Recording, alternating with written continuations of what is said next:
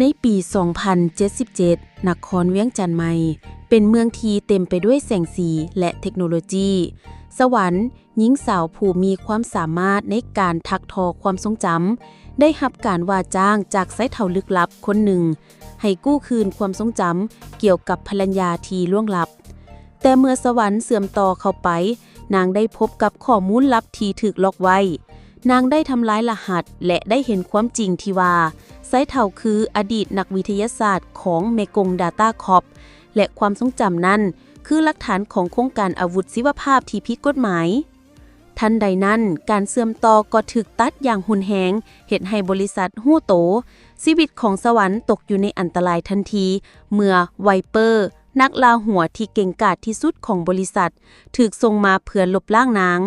สวรรค์ต้องหลบหนีซอกหาพันธมิตรและตัดสินใจว่าจะเปิดโปงความจริงอันตรายนี้หรือจะลบทุกอย่างเพื่อเอาชีวิตรอดฟังเรื่องเต็มได้ที่ซ่องอยากเล่าเรื่องของเฮาได้เลยขอขอบใจ